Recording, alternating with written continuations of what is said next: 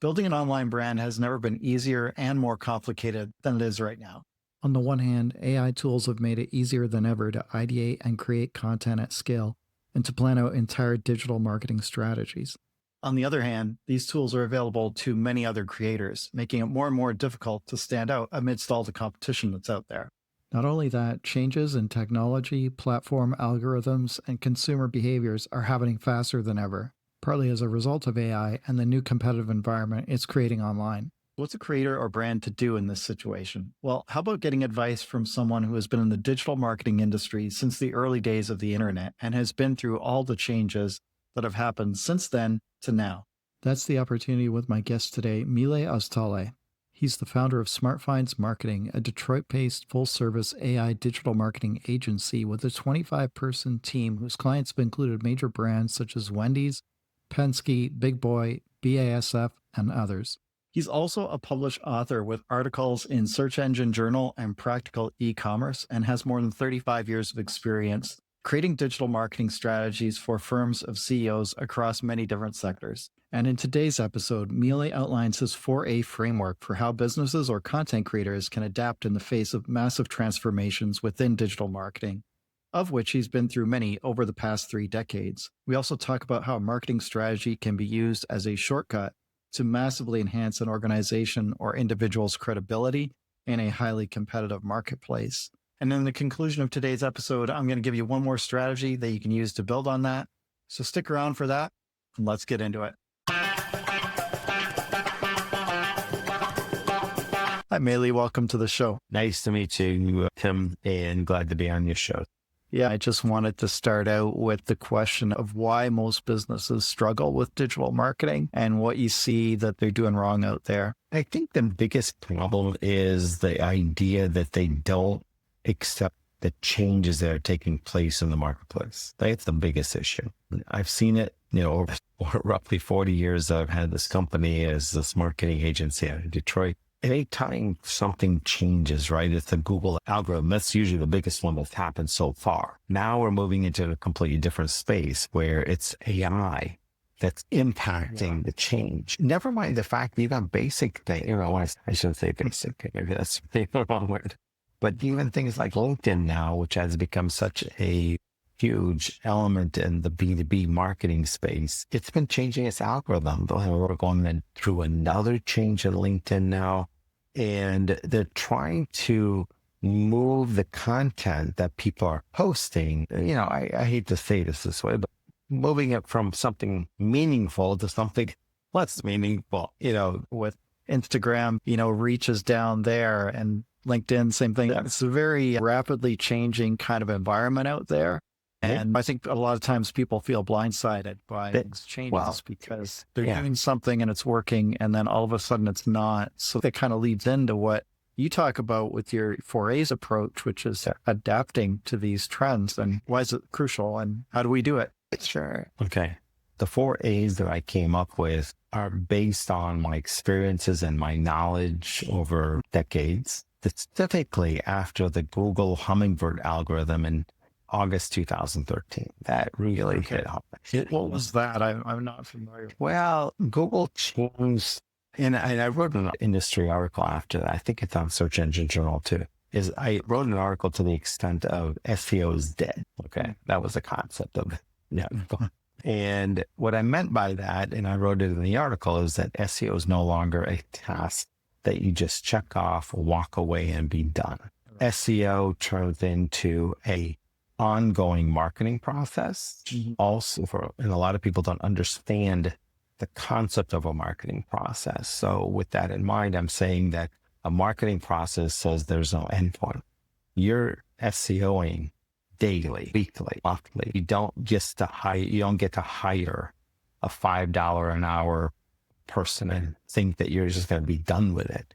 It doesn't happen. It's like you're going to hire somebody, you're going to find a budget that you're comfortable with, and that person is going to be involved in all aspects of what is considered SEO. It's about Google Analytics. It's about Google Search Console. It's going to be about everything that you learn out of your GT metrics report. It's going to be about your rankings in the old days, and now it's no longer rankings, it's about references, right? Now we're trying to be reference in AI search results. And so my point is that the Google algorithm change, the Hummingbird algorithm change was a huge change, and it impacted a lot of things. And so businesses had a hard time. A lot of businesses lost ranking. And so that was kind of the beginnings of that concept of the 4As. And I had to figure out, well, how do I put this into perspective to our clients and to our prospects for that matter? For our prospects, I have to put this into perspective, say, listen, I can put a 12-month plan together for you, but in 6 months, I'm changing. And don't shoot the messenger because I have no control over this. And so with that in mind, let me put some perspective in this conversation. Number one is the first A is anticipate change. Now, you would think that's simple, right? It's like, okay, I know change is happening. That's not the case. Anticipate change means I'm putting a budget aside for when change happens that I can reinvest into my marketing strategy. And that's the biggest problem I run into and the industry runs into with businesses. They have a $10,000 a month budget, right? Okay, fine. You run that and you go and go. And now Google has an algorithm change. Meta has an algorithm change. LinkedIn has an algorithm change. And that algorithm change does two things. Number one, what you have invested, anywhere from 10 to 30% is gone. Thank you very much. You have no control of it. And the other thing that it does is the fact that you need some bump in your existing budget. So if you're spending 10 grand a month, you might need to bump that up to 12 grand a month by 2, right? And so this is what businesses pushed back against. They don't care about the change. They care about the fact that it's a loss in investment. It's the fact that they have to invest more. So when I say anticipate change, that's what I'm referring to. Put budget aside upfront and just call it cost of doing business. Right. That's the world we live in. You can sit there and fret, fuss, and fume all day long. It does not make a difference. Right. I see this with personal brands too, where there's not, in that case, often it's time to adjust to the change, but there's no budget. They're maxed out with their bandwidth. So change happens. They've got no time to investigate it and adapt. So I can really appreciate what you're saying there. So let's go on to the second A, because that one's equally interesting. So the second A is accepting change. And now this is an interesting one because what I find in this A is that it has nothing to do with budget. That's not the issue. Not in this case, right? And the reason I say that is because we've already confirmed the first A, right? Months earlier, and therefore there is a budget. But when we get to actually having to do something about the changes, we run into a different problem. And the problem is emotion. Businesses and individuals in that business just fret, fuss, and fume, and they throw their arms up in the air and say, I'm not going to play this game. As a matter of fact, I remember seeing time ago, I had a client actually say, we're getting off the Google train. And this is before AI. But when they're the only train, I'm like, there's only one train to be on. You can't not be on that train. I'm trying to explain to them, listen, you can play in the mud all day long. You can get off the train all day long. I got news for you. Your competition's on the train. They didn't get off. Right. And that changes everything. The perspective changes. The fret, fussing, and fuming stops. And like a little kid, a 2-year-old kid having a temper tantrum. And so, it's like, okay, listen, just so we're clear. If you get off the train right now and decide, let's say 3 months later, 5 months later, when you see that your leads are down, your sales are down, right? And you decide to get back on that train just to get caught up to your competition. It's going to cost you 10x what you currently pay.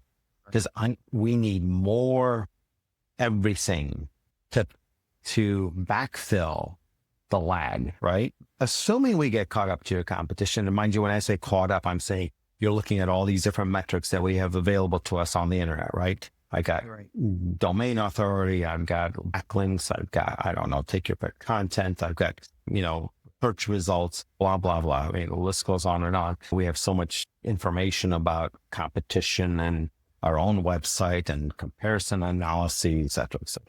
So my point is just to get caught up is going to cost you 10x what you currently pay. And now let's say you want to be competitive and pass your competition. Well, I got news to it. You got another bump in your budget. Okay. And so as we go through this conversation of accepting change, listen, I end up putting on my psychologist hat. I'm not putting on a marketing cap here at all. I'm trying to get the client to work through this emotional issue that they have by trying to say, yes, let's move on. Now, assuming I can get through that, then I'm trying to get them to understand we're going to go through the change, because a lot of them decide, okay, we'll do this, but how about we go around, take some shortcut, go around the butt. Okay. So assuming I can get them out of fret, fussing, and fuming, the next step is to get them to understand that we're going to go through this, put that additional budget. Remember, I said 10 to 12,000, right? I'm not talking about 10 to 20. I'm not saying that they're at that point where they got to do 10x. All I'm saying is that we got them fussing and fuming, and we're still within the 30 days of needing to make this change. And okay, you know what? We'll add the 2,000, but then I have to get them to understand we're going to go through that change, and it's going to be there's going to be turmoil. It's not going to be easy. So just give me 1 or 2 months to work through that. And then, we got all these metrics to show what's going on. So it's not like we're in the blind here. So that's the second A. I mean, this whole idea of accepting change. So assuming we accept change, the next two A's are really easy. Yeah. And again, like I can kind of see a parallel with personal brand content creators. A lot of people that were photography creators, like in my niche, Reel came out and they're like, I don't want to do Reels. I'm not a video creator. And then the ones that did it, the ones that did go through that, they got so much further ahead. And then some other people tried catching up.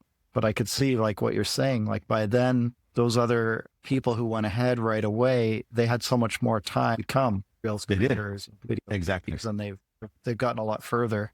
And acknowledging that they went through a lot of pain probably at the beginning when they're like, oh, now I have to create videos. How am I going to do that? Now I've got to think about my content in a whole different way. It might be helpful for me to put into perspective if, the idea of the 4 A's is not, in my humble opinion, something for the millennial generation or for the Gen X. I'm talking about the 4 A's being for my generation, the baby boom. That's the group I'm trying to come along with. And I think it's important to put this into perspective from this standpoint. The baby boomers are my generation. What they considered marketing was advertising. It wasn't marketing to the extent of this process, this cycle that we have today that encompasses so many different aspects of how do we get the brand out there, our PR, our social media, our multi-channel marketing, our or some people call them omni-channel marketing. That's not what it used to be. Print, radio, TV. This was it, right? Well, mail. Okay. So those are your 4 marketing channels, so to speak, more like advertising channels. And this is an environment where you could expect 1% response no matter what you did at all times. There was consistency. There was no technology involved, and there was stability. There was this idea that I know what I'm going to get. Okay. As starting 2004, not only did we go 100% digital at that year, Google went public. From that point forward, forget it. You're in a whole new world. Okay. And to this day, okay, listen, I'm 62 and I have a lot of people in my age range that are still in business, that are still in the position of authority and responsibility, whether they're working with the company or whether they own the company. It doesn't make a change. These are the guys that are still in that mindset saying, I should be able to spend X and get Y. Okay. And that world doesn't exist in the same way as it used to. Mm-hmm. I think that's the general issue that we run into when it comes to budget, when it comes to planning, when it comes to trying to understand what is it that you're investing to versus what's an expense. And I always have to tell clients that you find a budget to invest in your brand and your company and never change that. Mm-hmm. And throughout the course of the year, based on a planned effort, throw in an advertising campaign for 90 to 120 days, then back that out. But while that's going on, you still have this other channel that's still continuing.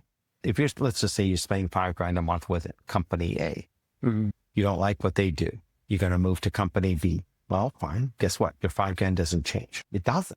My point is the budget doesn't change. You can change companies all day long, but the work that's required to keep you competitive in the marketplace, that's not going to change. That's the issue that we run into. And this is the emotion that we're trying to channel. So you get people through that. Where do you go from there? So the next A is kind of easy, and that's the adapting to the changes. And what that really means is, depending on the company, depending on the size, it's going to take anywhere from 1 week to 30 days to figure out what do you change in your strategy, your plan, your activities, your tasks, and how you measure things. You're changing, moving around budgets, maybe, whatever that might look like. You're coming up with a new plan, essentially. That's the idea of adapting to change. It's not too bad. The guys who actually make the decision and have the responsibility to get past the second step of accepting change, they're usually not involved in the third step of adapting. The last one's the easiest. And again, the guys in number 2 are not involved in number 4. And that's adapting to the changes, which is implementing what you now planned and moving forward. And when I say moving forward, I am suggesting that it's probably about a 3 to 6 month period of moving forward, and then something's going to change again. And that's the world we live in. Looking at it now, like it is a continuous thing. I'm just not going to get to a place where, like you said, in the, if I could call it the old days, there was that stability in marketing channels and results to some extent. It's just all over. It's a matter of putting all this into perspective. And I think that the thing that we run into is the idea of working through the world that we live in, because all this technology, that was a different world. But now we're living in a world where technology is constantly changing society. Right. And, one of the books that I recommend a lot of people to read, and was recommended to me way decades ago by somebody what I would call a mentor. And it's called Crossing the Chasm. And don't quote me on this. I think it's George Friedman that wrote that book. It's been updated multiple times over the decades, but the concept stays the same. Now, when the book was written, and even in concept, even today, it is my opinion that the way the book is written, it's designed around early adopters, mainstream adopters to changes, and late adopters. Right. And I would say that the issue with late adopters, okay, that's really what we're talking about. And the issue with late adopters is a lot of them are looking for, prove to me that this works, and then I'll join. All right, so let's go back 20 years. Conceptually speaking, I could say to them, okay, wait, hang on, look, okay, here's my report. All right, fine. You know what? I just proved to you that you can get on the train, so to speak. Yeah, let's say that time frame is 12 months. Okay, let's say roughly speaking, all right? In the old days, 20 years ago, whatever, it's 12 months for something to say that, this works. This is the channel I be in. I get news for you. That 12 months is like 6 months, right? Roughly speaking. By the time something proves itself and these late adopters are finally deciding to get on that train or be part of it, something new came into the market and they're late. Well, I could see how this creates a huge issue because a lot of the times, especially people who have been successful in business in the past, it's because we followed the evidence. So now you're telling me, trust me, don't follow. There's not enough data, or I feel there's not enough data. Thanks. I can only afford to make so many wrong calls before we're out of cash. Yeah. And I realize that's the world these guys live in. This is the world that we're trying to navigate. But by the same token, you don't have control. Right. Right. And I'm just throwing out an idea here, right? If this is not a game that you can play and you're finding it harder and harder, and for whatever the reasons are, your sales are down, revenue, whatever, all the different odds and ends that we're talking. Well, maybe you need to consolidate with somebody else, partner up, find 1 or 2 other companies, form a new company, pool your resources, and figure out how to be competitive in the new world. Right. Business says that this is the world, this is the direction you should go. You, as somebody that has the fiduciary responsibility of your company, Because honestly, that's the world that we're moving towards right now, because there's so many companies out there and everybody said, listen, I'm going to put up a shingle and I do X, Y, and Z. Well, that's great. And you may find it easy to have done that, but in the world that we live in, it's not sustainable. Right. Maybe you need to take a look at that option where you partner up with one or two other companies. I'm going to suggest 10. Diffuse the risk. Diffuse the risk. Exactly. Right. Exactly. And write out the changes. And this is where 1 + 1 = 3. It's not, versus 1. So how do you know when it's time, like, to do that? Like, if we're looking at shifts in a marketplace, how do we distinguish between when something's a fad or whether it's like it's real, whether the change is real? We're talking about sometimes in the absence of evidence, right? Because it seems like things are trending in a certain direction, but we've all seen those, technologies or business trends where somebody said it was going to be a big thing, but then it wasn't. I agree. And we've seen a lot of those. There's no question about it. Right. And we're going to see, exponentially more now with all this investment going into AI, not just in terms of AI startups, but we're also seeing it in terms of AI infrastructure, the amount of investments. But my point being that, and I'm just, again, ballparking here, let's say we're going back to 2005, 2010, whatever that looks like. The amount of investments was X, and there was some level of consistency in terms of expectations of business and growth and et cetera. That's not the case now.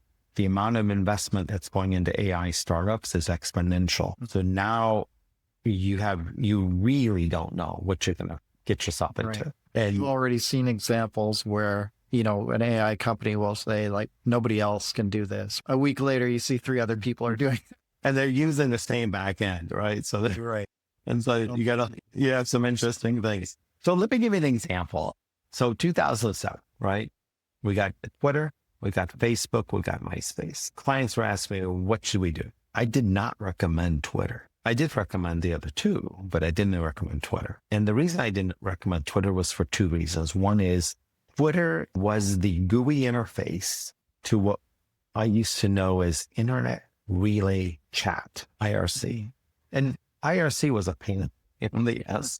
It's like you're trying to track conversations and it's like going nowhere. Somebody just said something. I just scroll up my screen. So It's gone. yeah, it's gone. So Twitter was, in my humble opinion, a GUI version of that, but it was a little bit more organized. Okay. Right. That was the good news. But it didn't change one thing. And I saw that in IRC and I saw that in Twitter as well. It's labor intensive. So the question is, if you're mid-range company, right? Not even a small business. I'm just saying mid-range company. Do you have the budget to dedicate somebody to sit there and tweet all day long? Because that's what's necessary. That's what you need to do. You have to tweet all day long. You're reposting all day long. You're commenting, you're liking, you're presenting your profile to that community. And the only way you're going to do it is a lot of work. Now, believe me, every other Tom, Dick, and Harry through whatever automation that they could to figure out how to get past that labor intensive process. But to be perfectly honest with you, it didn't really work. The only people that succeeded were really the ones that put the real human effort behind it. So the question is, if you're a mid-range company, do you have the budget to assign one person to do for that one marketing channel? When we have all these other marketing channels, Right. at a fraction of the cost, I say loosely, but less than a one person on one channel. And I did not recommend Twitter. And so when you're asking me, when do you know what to try and what not to try? Well, in today's world, in that world, I could easily identify the yes and the no. In today's world, we can't identify the yes or no because we don't have enough time to figure out what's working, what's working. I don't know. Again, simple example. My team, we have a team of 25 creative tech, marketing, writers. Everybody's in Detroit. We rely on the team to try different things and figure out what's what. And everybody has their own experiences on the web within the team. And so we tried one platform. It's beautiful.ai, right? It creates PowerPoint presentation. We tried it. We weren't impressed. Okay.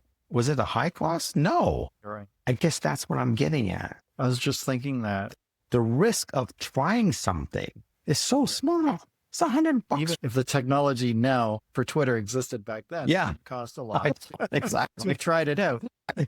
So that's a good way of looking at it. Like you can kind of accumulate your own evidence, your own mini experiments. Yes. We spent more time in labor than we did on the actual cost of the platform, right? Yes, absolutely. I think that was the bigger loss.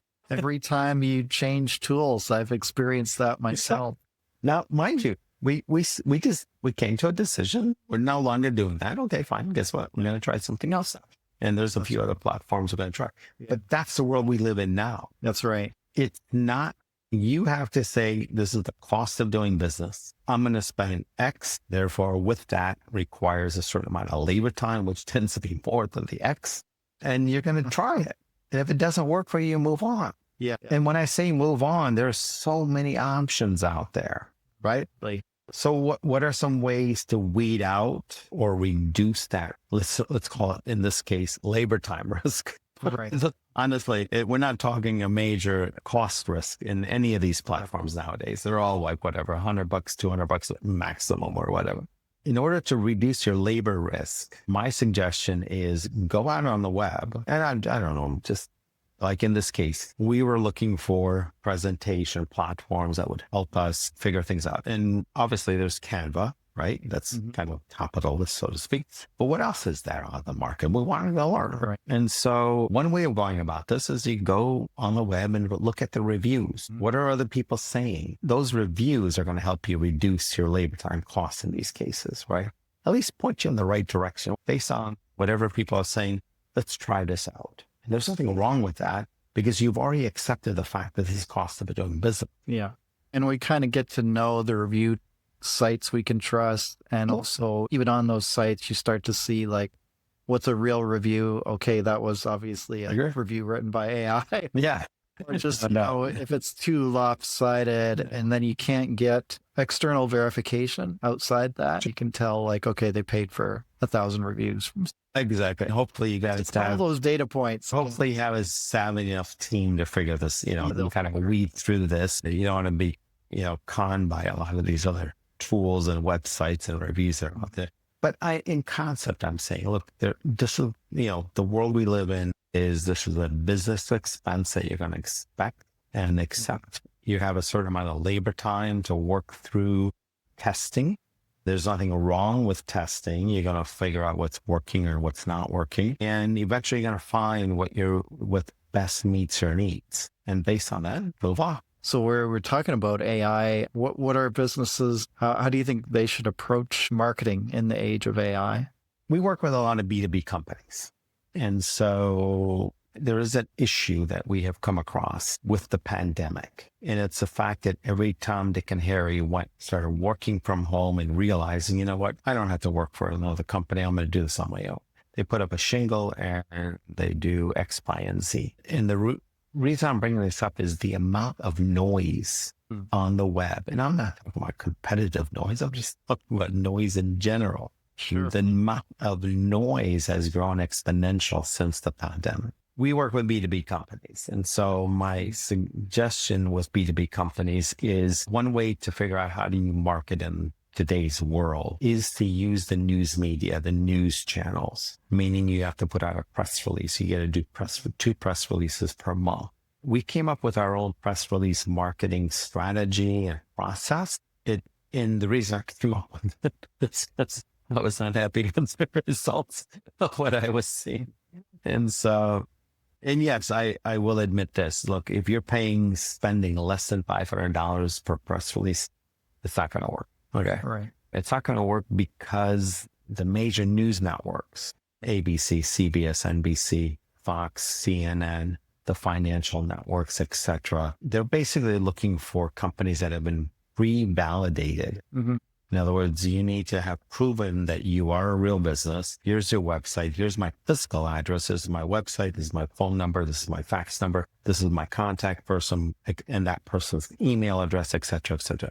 And that's the direction that the news media has moved in. And I am applauding them for doing that because the last thing we need is somebody spending $30 ending on some ABC or AP website. So it is a, pay to play game. I agree. Right. But honestly, the cost is still very low. You're spending anywhere from, let's say, I'm just throwing out some numbers here, $750 to $1,500 to play in the big game. Okay.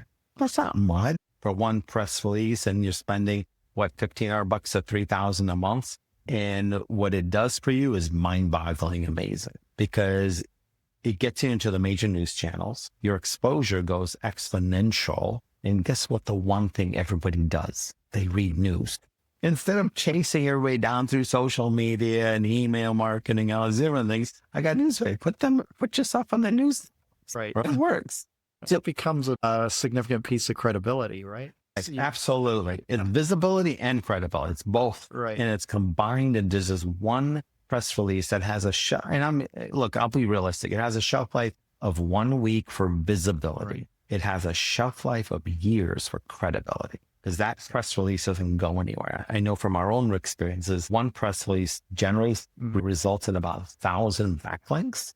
So you can expect 1,000 websites that are going to continue to carry that press release. That is impressive. Oh. Considering the labor time involved, which is I don't want to say zero, but very low cost to put a press release out there. Yeah. You just think about how fast $1,500 can disappear in Google AdWords. Yeah, absolutely. We've been through that multiple times. And I think the other thing to keep in mind is, like, in the process that we created, we also send the email directly to the editors. Right. Publications relative to our client's industry. Mm-hmm. Now, if I go back 40 years, what we used to do is take that press release, we stuck it in a fax machine, and then we'd hit a button, which we pre-populated with all the newspapers around the local area. And we hit the button, and 8 hours later, it sent out fax machines to all the editors in the local newspapers, right? But now we're able to do the same concept, but by email directly to that editor. I think that makes it even much more effective. But like I said, you can't just do one, you need about 2 a month. You got to keep doing it. Your brand needs to be seen by the news network regularly so that they get used to it. Oh, guess what? So-and-so just put another press release out. Wonder what that's all about. I usually write to the clients. I say, well, we don't have nothing newsworthy. Don't worry about it. I'll figure out what's new. Do you think this could work for personal brands as well as corporations or companies? Absolutely. Yeah, 100%. I mean, especially in the world that we live in today. Yeah, no question. Because the other side of it is, let's look at the AI world. Right now we're into generative engine optimization. We're into GEO versus SEO and AEO that came before it. Albeit those two you can't drop. You still have to do those. In the world that we live in, the more that your brand is out there, especially through these major news networks, the AI bots pick those up. That's a good thing. Right. Because now when somebody's searching for X, Y, and Z in an AI chatbots, the GPTs are likely to recommend you as one of the solutions in their response. And so, this is a good thing, right? Which is why I was saying it's not just visibility earlier. I was saying it's credibility too. Yeah. Absolutely. I guess, like you say, you can come up with a lot of different things to do the press releases on. Like most businesses always have something going on, right? The list is mind-boggling. We pass this along to clients before. I was trying to get them to understand that press releases, it doesn't have to be the fact that you have a new product or a new person on the list can be, more like somebody turns around and you want to just boost your brand awareness, number one, right? Number two, the CEO has an opinion. That's a good one, actually. You can use that as a press release, right?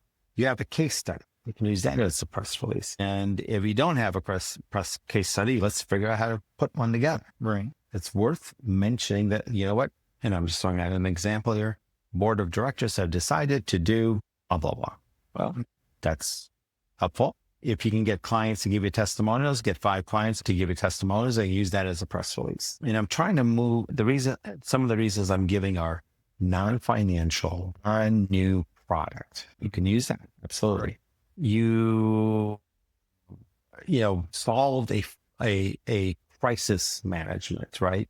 Well, use that as your press release. My point is, I'm just trying to kind of play around with ideas in terms of rebranding or logo changes or I don't know, your business has an anniversary, a milestone. Right. Really not undifferentiated from content. No, not at all. And this is why I'm saying that the one that I really like is when the CEO has an opinion. Yeah. Oh yeah, they can just pull something together. I will say this though, if you're a B2B company, you don't want to put out a 400 word press release. Doesn't work. The press release system, originally designed 70 years ago, and take your pick how long ago, was designed about publicly traded companies doing investor relations. That was the concept original. Right. Okay. Well, the question now we are where we are, and every company, regardless of whether or not they're public or not, can submit a press release to the news networks. And with that in mind, I'm telling you that 400 words doesn't tell your story. Right. You need what's the goal? What are you aiming for? 650-ish. Okay. I'm not suggesting 900. Not too bad. That's not too crazy. But it gives you a little bit more content to expand on and to present your story. I'm not suggesting 900 words. Yeah. I wouldn't do that to a press release. But believe me, 650 you'd be amazed. The additional 250 words, there's a lot that goes. Yeah, because you want to parse it carefully because potentially it's going out to such a broad. Think about it. ABC, CBS, NBC, Fox, CNN, the AP networks, the Reuters of the world, right? Right. They're going everywhere. Solidly fact checked, all that stuff, right? Yep. And as an example, I will say that you need to submit your press release to the news networks by about a Friday with a release on a Tuesday. Okay. No later than a Wednesday. And I can't tell you the number of statistics that are out there that say that press releases that are submitted on a Tuesday or a Wednesday, and Tuesday being better, have a higher response rate than that, let's say, that's distributed on a Thursday or Friday. We don't even do press releases on a Thursday or Friday. And so I think the timing makes a difference, and you do have to pre-plan, which is why I'm saying you can't do more than 2 realistically. The amount of time it takes you to put a press release together, right. The attachments, PDF images or video, the links where you got to link to your website or your LinkedIn or wherever. You got to plan all that out. You have your 650 words to plan out, your title, your subtitle, right? All these different parts. And believe me, most businesses will take about a week before they can finally have something that say, yep, this is what I want to send out. And so once you get through that process and then you say, okay, now I need to submit it to the news networks. Well, guess what? Submit it on a Friday and have it ready, because you have to go through the editorial process. And if for some reason there's a question and you have to respond, you got to go back and forth, make edits, etc. You got to give yourself some time. And therefore, Fridays is a good day to get it submitted and then make sure that it gets out to the public by Tuesday morning at 10 a.m. Eastern. That's it. And as people are just getting into their work week, right? And well, that's when the editors and the journalists and so on and so forth are finally sitting at their desk, because prior to that, they're all in meetings and whatever else is for the day. And so, you want to get there right about when they're sitting down, so to speak. They're likely to take a look at that which is recent when they sit down versus that which was submitted 3 hours earlier. Yeah. So if you submit it at 6 o'clock in the morning, that's great. Press release submitted at 9:55 a.m. is likely to get more attention because they just sat down at the desk. Let's see what's there. Exactly. Yeah, that makes a lot of sense. Melih, thank you for spending some time. It was great working with it. How do people get in touch with you or your company? And my shows like this. Number one is go to our website, SmartFindsMarketing.com. Nice and simple, right? You can kind of get a sense of what we do, and there's very little that we don't do after 40 years. And number two is I usually ask people to just reach out to me on LinkedIn. Guarantee you I'm the only Melih Oztalay on LinkedIn. I have a network of over 23,000. It keeps growing. Feel free to tag me on your posts, because if you tag me, I get an email, it becomes a to-do.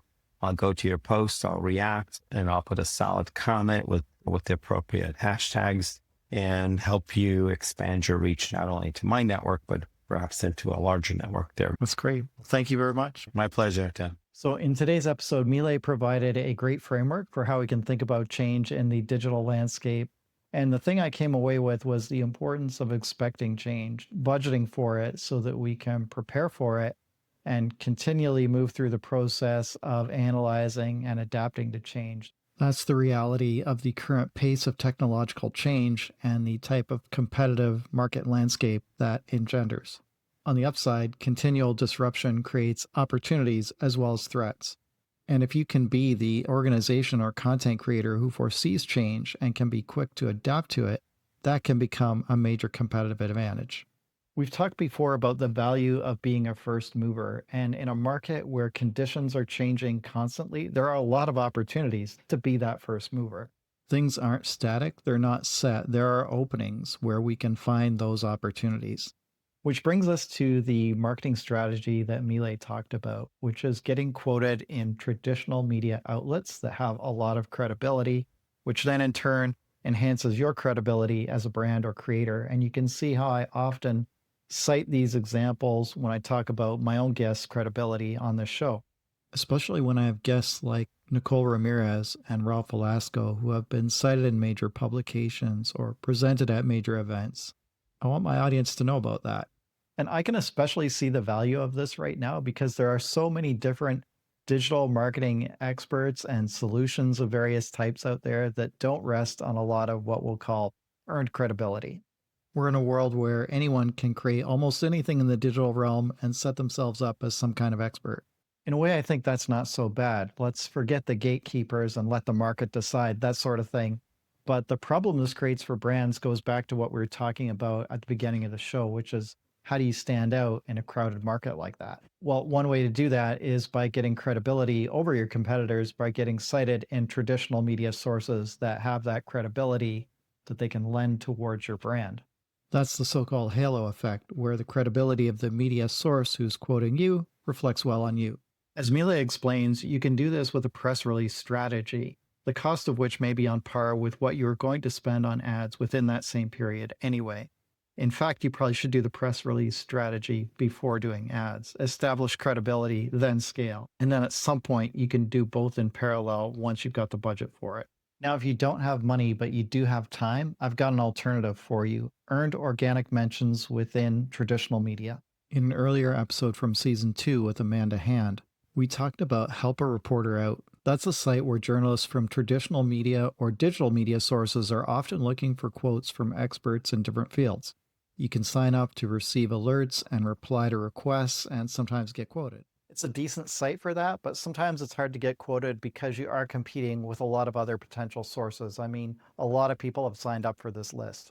Since then, I've found this other source. It's called featured.com. It's a site where you can sign up to be a subject matter expert, and you're going to get queries from Help a Reporter Out because they own that, as well as queries from outside of that, which come in through featured.com. You can set up an expert page for yourself, which you can then share with others. And with the free plan, which is the one I got, you can answer 3 questions per month, or you can upgrade to one of the paid plans. Light plan gives you 10 questions per month to answer. And honestly, if you're doing other things, that's quite a bit. Well, let's imagine you had 8 to 10 answers going out on Featured per month, ads for your products, organic social media, guesting on other people's podcasts, collaboration with other creators, and layer a press release strategy on top of that. Now we're talking distribution at scale. There is a pathway towards it. And with today's AI tools and even a little bit of revenue from your products, you can make it happen. We just need to keep working on nailing the quality of our content, products, and brand in order to get there. And to help with that, you can watch one of these next videos here. Thanks for listening or watching. I hope you have a great day, and we'll see you in the next episode.